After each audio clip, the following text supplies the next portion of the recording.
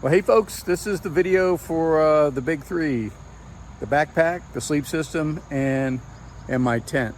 The gear video for the PCT 2023. So I do hope you find some of the information useful. Please put in your comments or questions or information you might like to share with others with respects to the equipment based upon your own experience.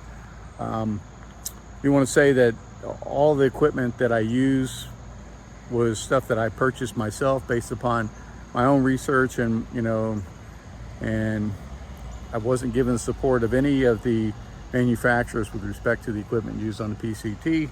So therefore, this is kind of biased, although there is this thing called cognitive dissonance that I learned about when I was younger, which says oftentimes you will just fall in love with something just because you spent money on it.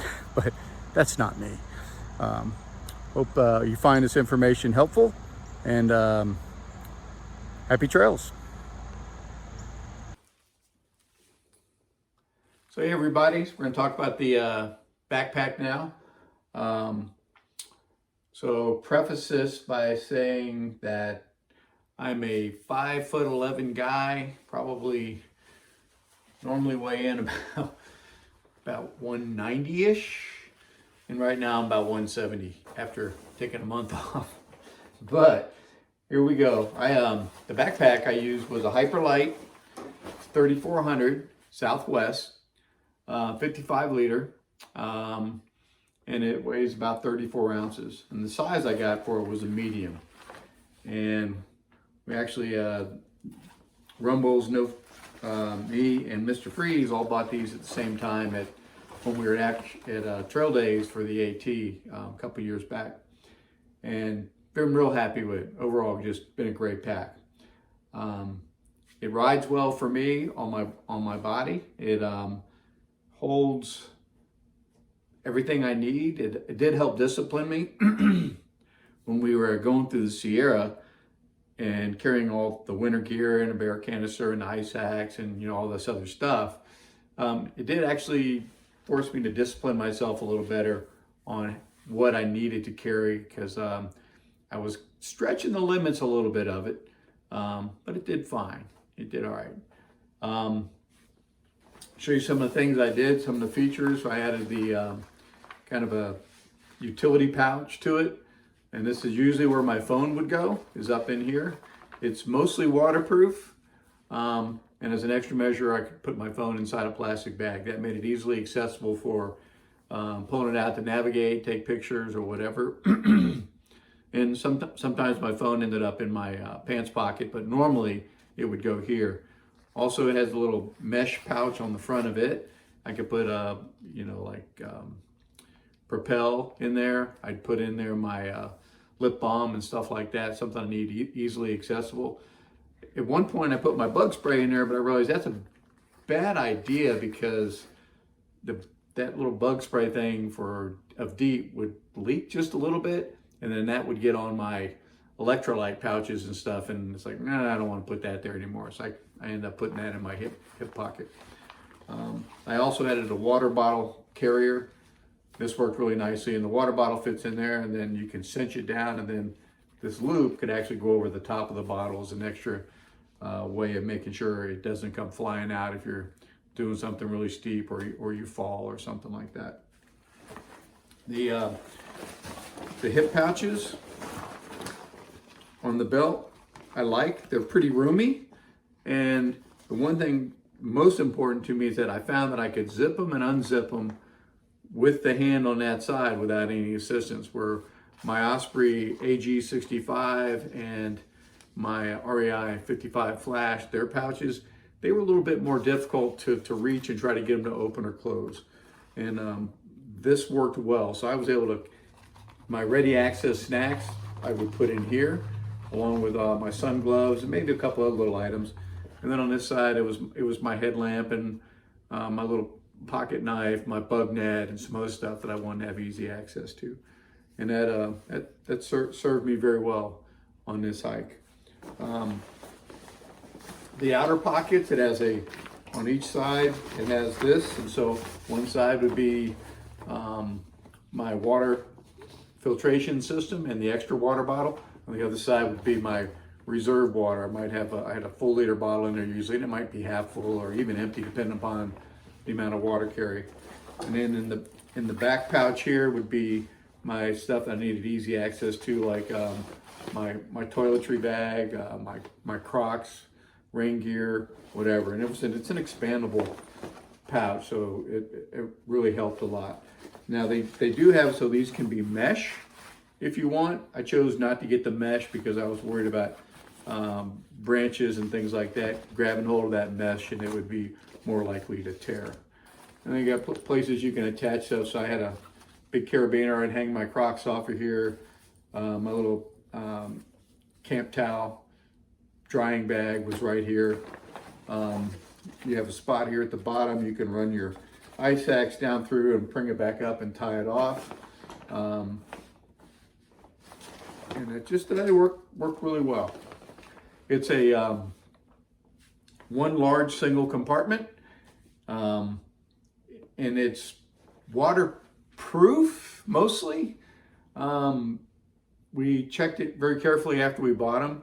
There were a few places where they didn't use the seam tape. I'm not sure why. So we talked to the manufacturer and it said it's okay to use seam sealer on those. So I pulled out the frame pieces, turned it inside out, hit everything that didn't have the tape on there with seam sealer a couple times, and then did everything on the outside the same way to seal it up. Did the same thing on the side pouches and stuff, or any place there was a seam, to try to do everything I could to keep them from getting wet. I was more concerned, not so much maybe about the range, but if I ended up submerged in water on some of these river crossings, I wanted to try to minimize the amount of water intrusion. And it did well. I think there was just a couple times I had some moisture in the bottom of my pack, and I'm not exactly sure if it was from setting it in the snow or what, but it did suffer a little bit of abuse, as backpacks will on the bottom, sliding down rocks or whatever. I've got a few places that I'll pay some attention to before I go back out on the trail and try to do some waterproofing where I've damaged it a little bit. The system, the way it works, it's almost like a giant duffel bag. You roll it down and attach these down on the sides, and it works well. So I definitely am a fan of this. It was not the cheapest thing in the world. I think it was like somewhere in the neighborhood of $350. But we went the whole way, and I think it's ready to go do another set of hikes of equal distance.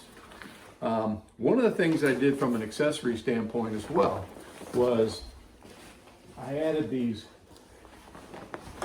stuff sacks that Hyperlite offers. So it's a stuff sack that when fully stuffed out, it matches the shape of the bottom, the shape of the contour of the pack.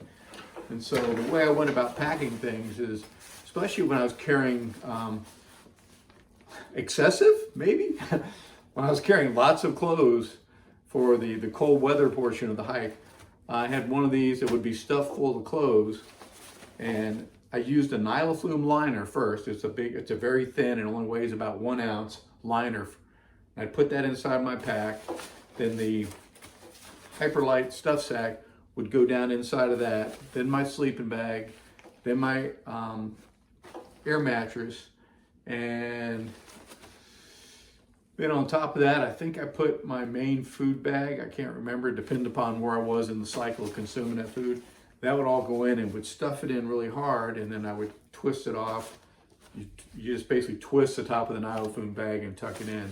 And then I might use a second nyloflume bag for the remaining items that went into my pack, which would be cook kit, electronics, puffy, tent, and those things, and they would go in the top. And I would use I had two of these kind of bags. One was a bigger one on the clothes, and then a smaller one that for a while would serve as my supplemental food bag.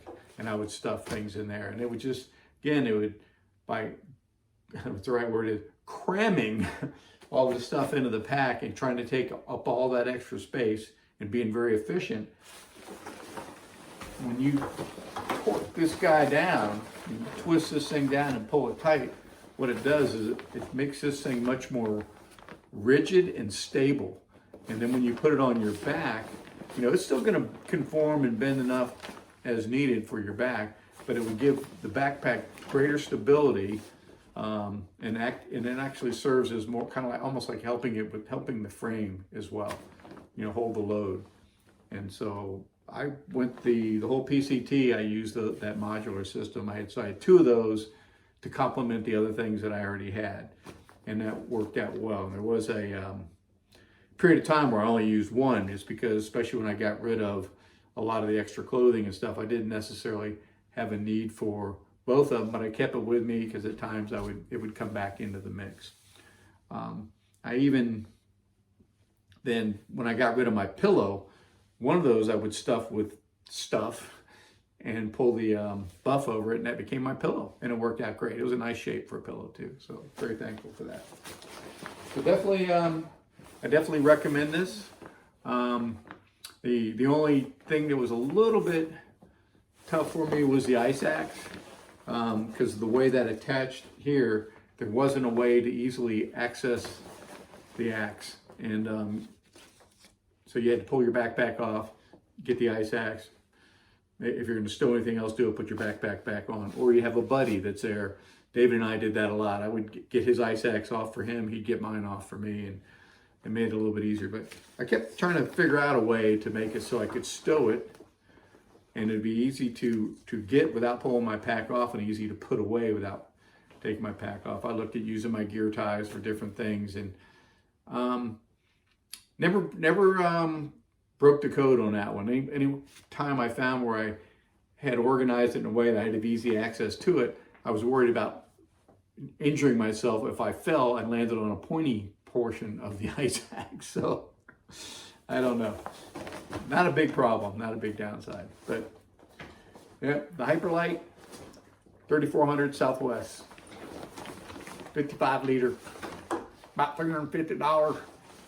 Go team. All right, well, that's it on the backpack, and thanks for watching.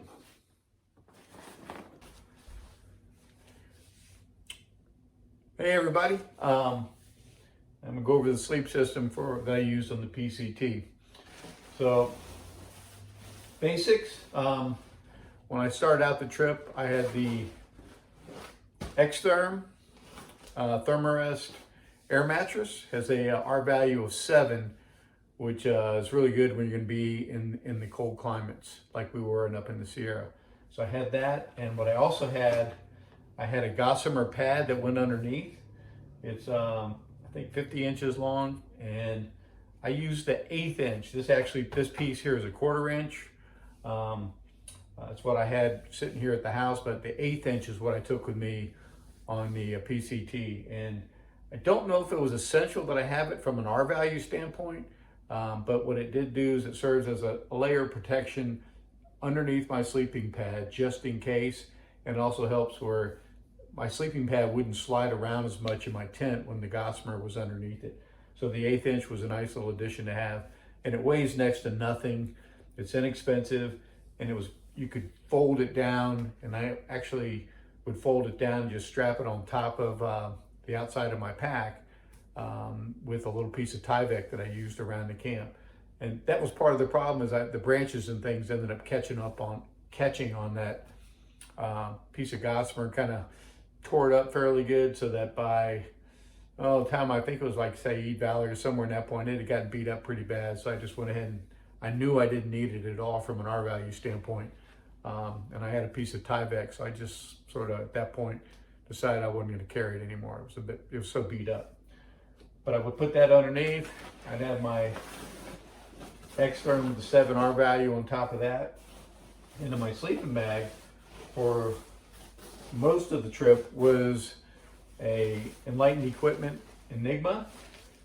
It's a 0 degree bag. Excuse me, it's a 0 degree quilt, not a bag, it's a quilt. And you'll see that it's got the enclosed foot box. You know, it's not open on the end, but it's permanent. There are some versions out there you can have it zippered, but this was the enclosed. It's 850 down fill. I can't remember the weight. It was, I think, with the straps, it was in the 26 range, in that range. And the way it works is it's got this strap system. These straps go underneath, and then they have little snap-in points. You get it the right way. That snaps in there. This one goes around this like that.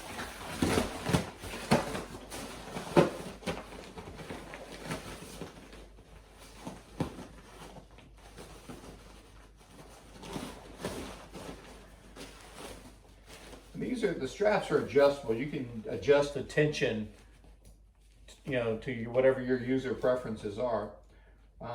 Generally, I did not use the straps at all.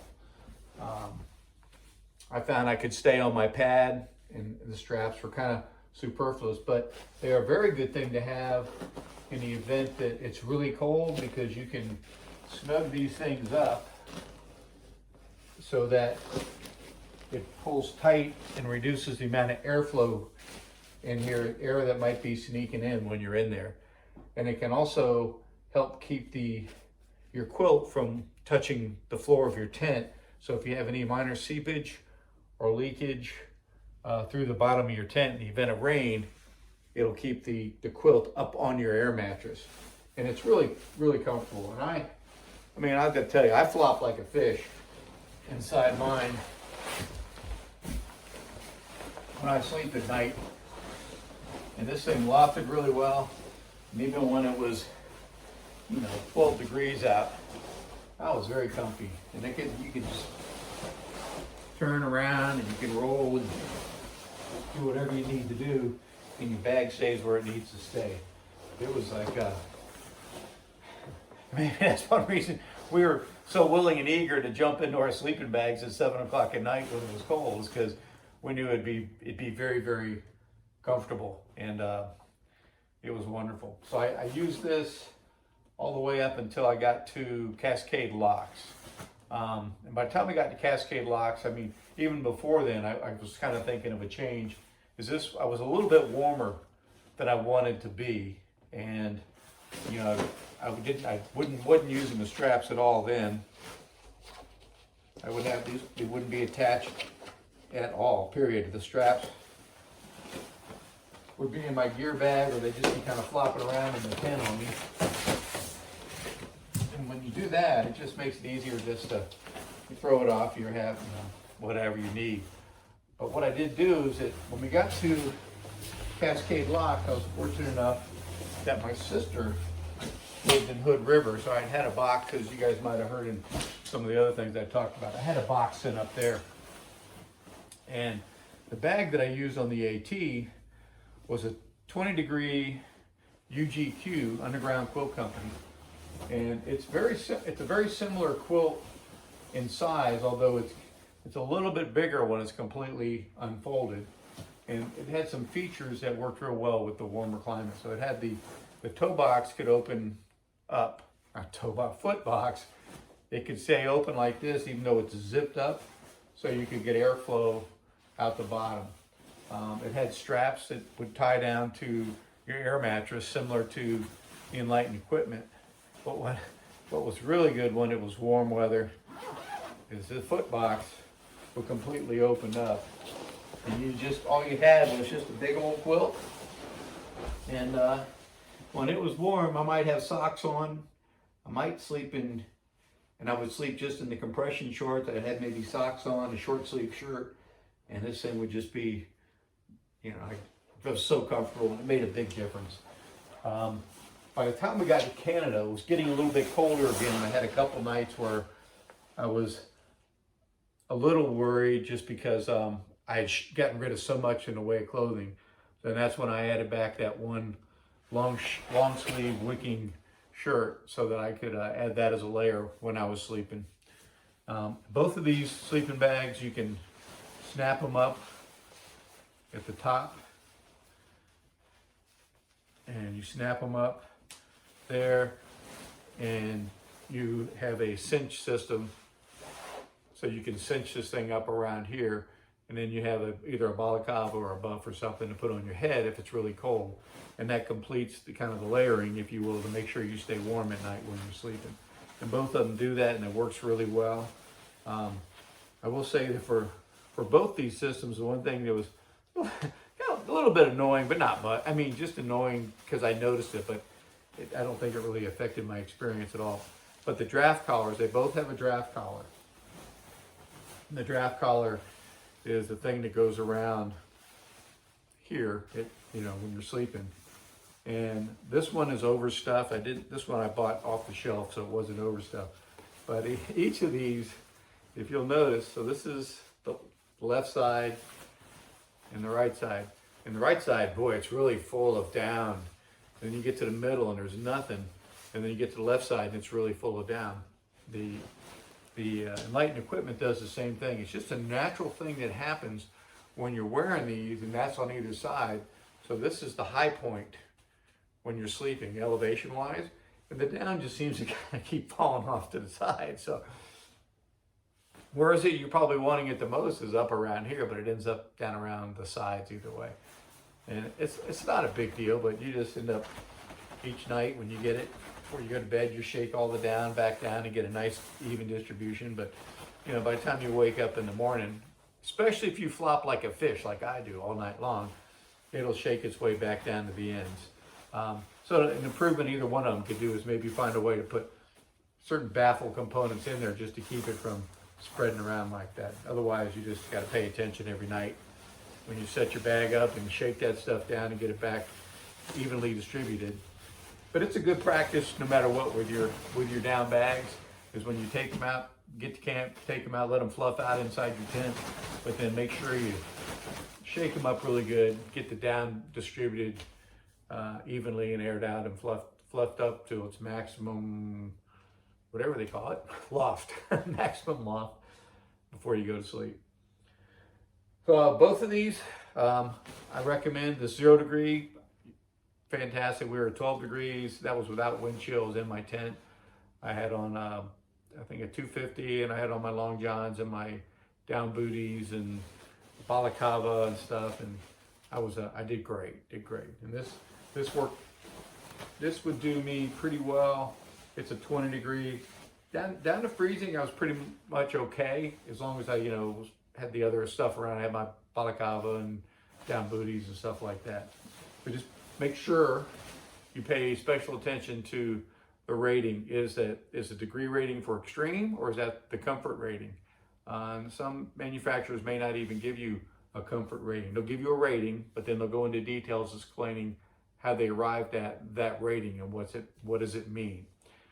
So just make sure you understand those before you buy. Look at the reviews, and like so many of the other things, if you bought a new piece of equipment, a quilt or something like that, make sure you've really tested it out, done your shakedown hikes, etc., in the conditions that you're going to face, and make sure that it's meeting your expectations, because you don't want to be on the through hike and be changing out your sleeping bag 3 or 4 times to figure out what really does work for you.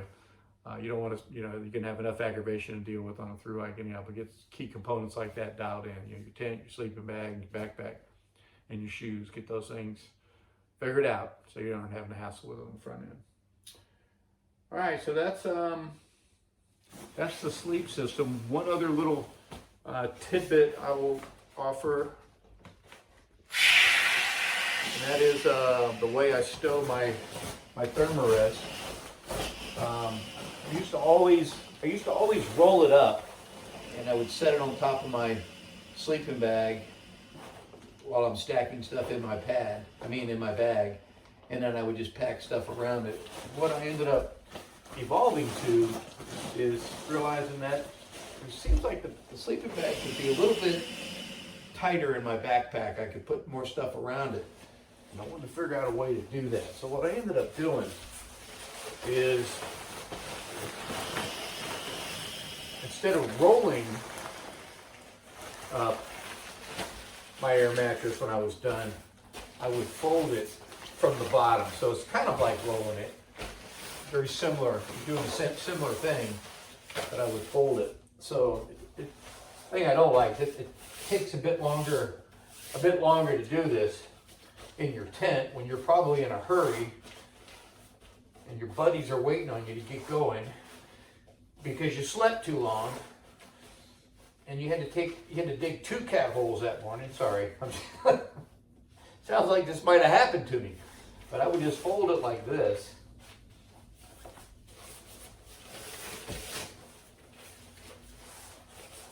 Instead of rolling. I'm going to get a different shape out of it at the end.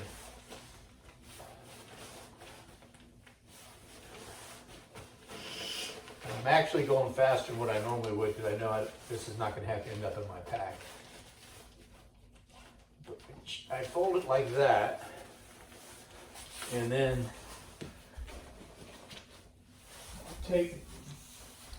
I would not carry the stuff sack. I already carried the pump sack. This is the Thermarest pump sack that you use to pump up the air mattress. It also is a great laundry bag in town. But I would put it like this in the pump sack. So you see the shape, instead of being completely round, it's flatter. And then with my sleeping bags already in my backpack, stuffed in there, I would jam this really hard in there and it would put it at the same level. So the sleeping bag would be here. This would be next to it at the same level. This usually is against my back in the backpack. Not with the valve piece, but with the other piece. And that would be a nice thing to have pressing against my back. It's at the same level as my sleeping bag. So it was maximizing the amount of space, the amount of things I got in that layer, in that space in my backpack. And it was good on my back. If you remember me talking earlier, the Hyperlight stuff sack full of my clothes was below all that, also compressed in there, adding shape and stiffness, rigidity to the backpack, to help it support. And then there'd be a next layer on top of that. So that's one of the little tricks that I did with this and with packing up my pack, and it seemed to work out really well. So that's sleep system, and I know I got another video to do yet. That's the tent. Coming up soon. Y'all have a good one.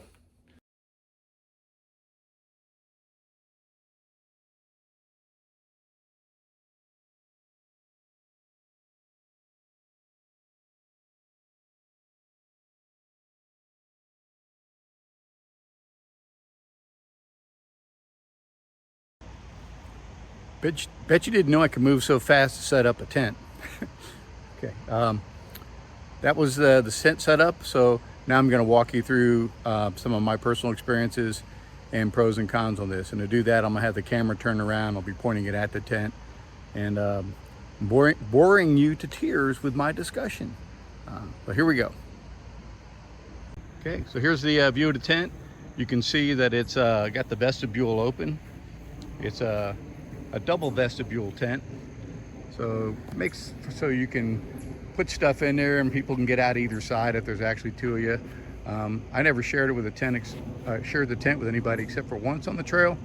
But otherwise, what it did is it afforded you as the hiker to get out on either side, and made it easier for you to adapt to the different places that you might have to set up the tent, where you're accommodating wind direction, slope, and some other things.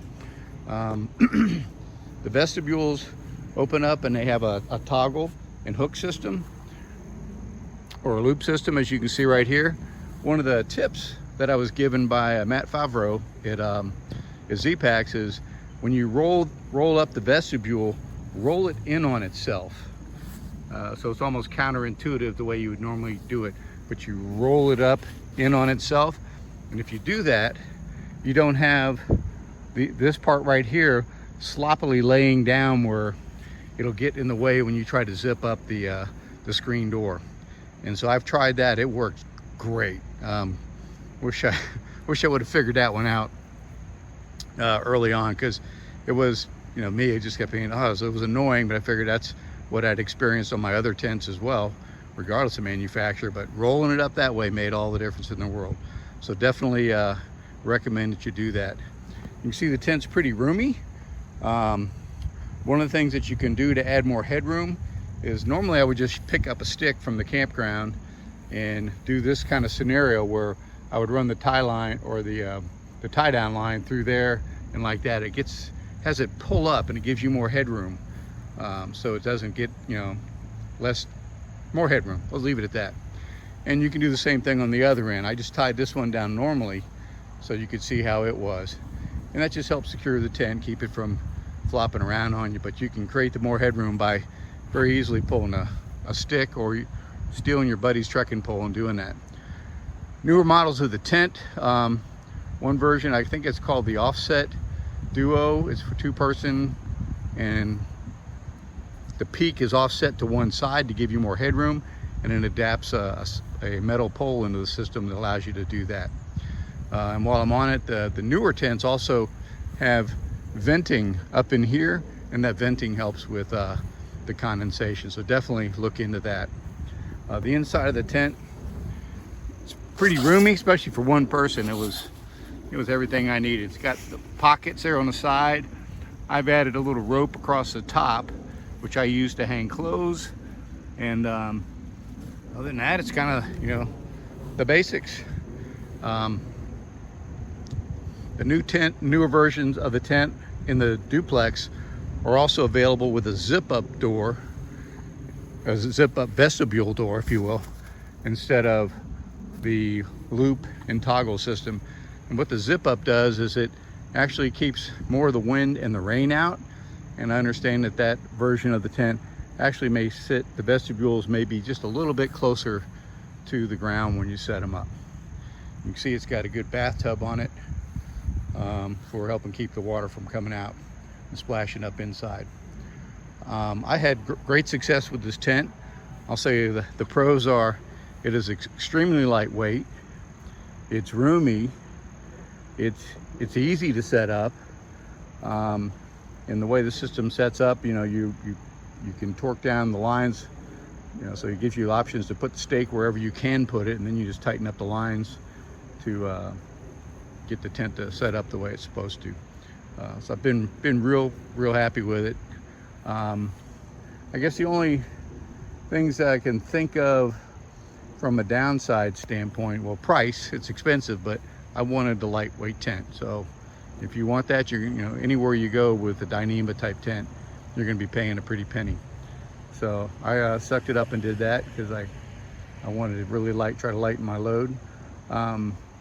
Also, you're going to hear complaints about condensation. It really wasn't much of a problem for me.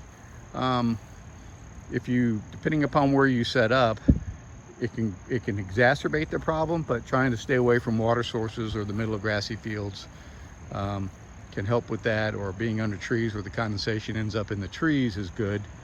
But I would just sleep at an angle in my tent because the condensation never dripped on me. The only problem I would have is I would come in contact with it, so my sleeping bag would contact it, it might get wet, etc. So I just kind of slept at an angle and tried not to touch the tent with my sleeping bag, etc. And then in the mornings, after I got through putting sleeping bag and stuff away, I might wipe down the tent and get as much of the moisture out as I could. And then at lunch break or whatever, you can always pull your tent out and let it dry. And one of the things to keep in mind is other single wall tents, they're going to have condensation issues as well. So you just kind of have to, you know, you got to go with it. It's one of the downsides that you have to accept if you're going to go with an ultralight tent. The other tents, you know, the double wall tents, things like that of my companions, they would get condensation as well, but the condensation would be on the rain fly. So they weren't coming in contact with it while they were sleeping. And the rain fly, they could just pack up separately on the outside of their tent and then pull it out later to dry. But you know, it's not something you can escape. And the only other issue that was of concern, but after doing my research and talking with the folks over at Z-Packs, is the Enigma, through wear and tear, you can get some tiny pinholes that developed. And I didn't even notice it on the AT. I noticed it after I got on the PCT, these tiny little pinholes, which were easy to patch with their kit, but you might get a bunch of them over time. And the expectation ought to be is that your tent, these ultralight Enigma tents, might only be good for, you know, a 2,500, 3,000 mile through hike, and then you might have to look at swapping out depending upon the conditions and stuff. But like I said, this one went on the AT with me and on the PCT.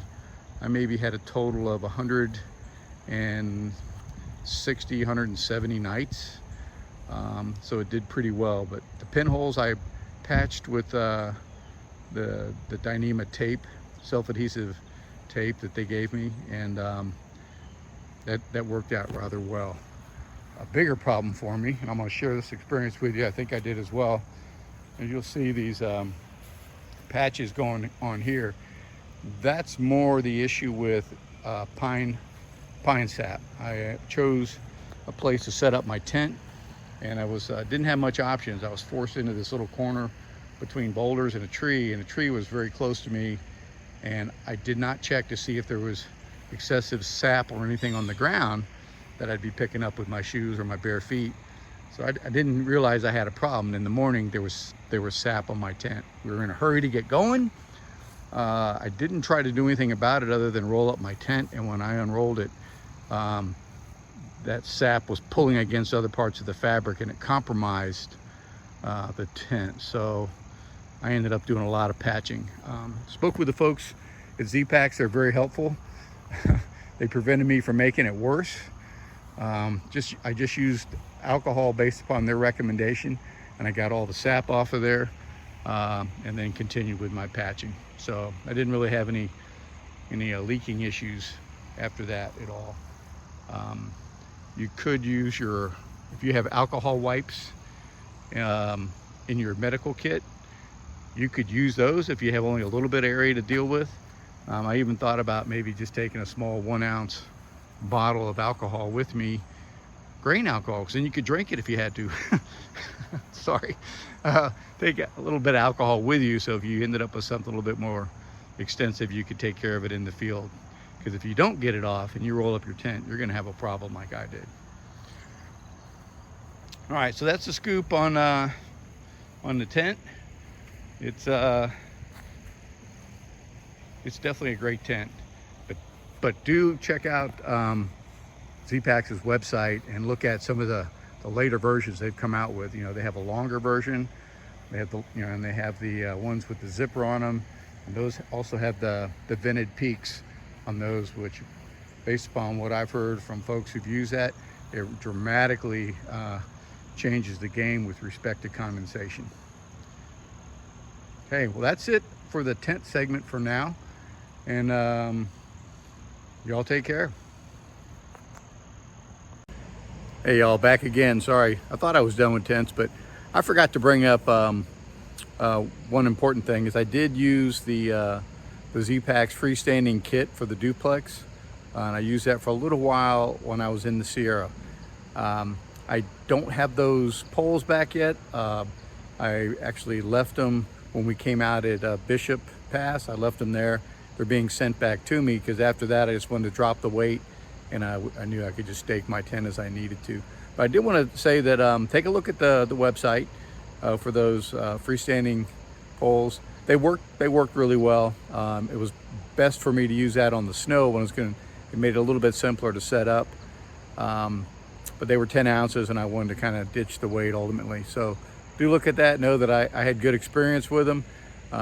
You do have to be attuned to if you're going to get a whole bunch of snow or wind, because with wind and snow, if you get snow accumulation on your tent, you might have seen in one of my videos where the tent started to collapse on me a little bit, and then I had to go ahead and put the trekking poles back in to help support the tent, and then kind of knock on the side of the tent like I've had with any other tent that I've used to get the snow off the tent, because it's not a 4-season tent, but it'll get you by even if it snows a little bit, but you're gonna have to be knocking the sides of the tent to get the snow off of it. And that's the same thing I had to do with my our big Agnes when I camped in the snow with that, and when I had my MSR out there, it was the same thing. They're not. You get a bunch of snow on them, you got to knock it off. That's the way it goes. All right, well, that's it. I promise. See you.